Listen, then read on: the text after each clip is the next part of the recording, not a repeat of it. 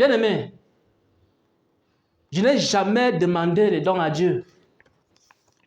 Parfois, quand je viens dans la présence de Dieu, je ne sais même pas si je vous dis quels sont les dons que j'ai, je ne peux pas vous dire. Parce que quand je viens dans la présence de Dieu, mon ami intime, c'est ce dont j'ai besoin à un moment spécifique. Si par exemple, je viens dans la présence de Dieu, mon ami intime, il sait que aujourd'hui, j'ai besoin d'adorer. Pendant que je suis dans sa présence, il me communique en cantique.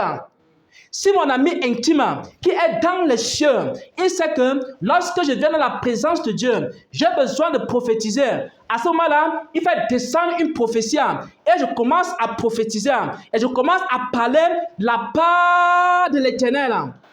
Si, par exemple, mon ami intime, il sait que je suis dans une situation et j'ai besoin de force. Bien aimé, il arrive des moments où je viens dans cette assemblée étant fatigué, étant épuisé. Mais dès que je mets mes pieds ici, là, mon ami intime sait que j'ai besoin de force. Il y a une force qui vient à moi. Et je commence à parler jusqu'à la fin du culte. Je ne sais pas d'où la force est venue. Parce que mon ami sait ce dont j'ai besoin. Et il me donne ça au moment où j'en ai besoin. Je ne m'inquiète de rien. Pourquoi? Parce que je suis intime avec Dieu. Bien aimé, je vais encore vous dire quelque chose. C'est qu'il m'arrive d'avoir des problèmes, que ce soit des problèmes financiers, que ce soit des problèmes dans n'importe quel domaine. Mais mon ami intime sait exactement de quoi j'ai besoin. Et quand j'ai un problème, c'est lui-même qui est dans les cieux et il sait que j'ai besoin de ceci ou de cela. Et c'est lui qui pourvoit à mes besoins. Il peut toucher des personnes. Il peut pouvoir de plusieurs manières. Pourquoi? Parce que j'ai l'intimité avec Dieu. Et lui-même, il prend soin de moi. Je n'ai pas besoin de m'inquiéter. Je n'ai pas besoin de me poser des questions. Les questions sur l'argent, les questions sur le ministère. Le ministère va avancer comment? Le ministère va progresser comment? Le ministère va faire quoi? Ceci ou cela. Je n'ai pas besoin de me poser ces questions. La seule chose qui m'intéresse, est-ce que mon ami intime, est-ce qu'il est encore avec moi? Parce que si mon ami intime est avec moi, je sais qu'au moment où je vais arriver devant la mer rouge, qu'est-ce qu'il va faire? Il va fendre la mer. Alléluia. Si mon ami intime est avec moi, je sais, j'ai la certitude, j'ai la conviction que le jour que je vais arriver devant les murs de Jéricho, qu'est-ce qui va se passer?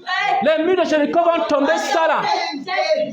Si mon ami intime est avec moi, je sais et j'ai la certitude que même si Goliath est devant moi, et que Goliath est géant, et que Goliath a l'épée, et que Goliath a l'armure, je sais que si mon ami intime est avec moi, il va me donner une fronde, il va me donner une pierre, et avec cette pierre-là, je vais détruire Goliath. Bien aimé, n'ayez pas peur. Si et seulement si votre ami intime est avec vous. Est-ce que vous savez que Daniel, Abed-Nego, Shadrach, ils étaient dans la fournaise ardente. Mais, Jesus. Est-ce que vous savez qu'il y avait un quatrième homme dans cette fournaise ardente? Est-ce que vous savez que le quatrième homme, c'était qui? C'était l'ami intime. L'ami intime de Daniel. L'ami intime d'Abed-Nego. L'ami intime était dans la fournaise ardente. Et parce que leur ami intime était là, qu'est-ce qui est arrivé?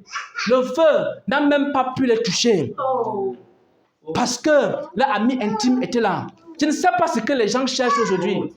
Vous cherchez les dons, vous cherchez les ministères, vous cherchez ceci, vous cherchez cela.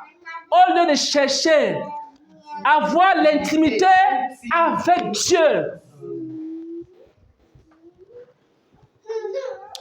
Nous allons passer ici à la troisième chose. Le troisième signe qu'une personne est intime avec Dieu. On va voir cela dans Actes des Apôtres, chapitre 4 au verset 32. Je vais lire rapidement pour qu'on aille vite.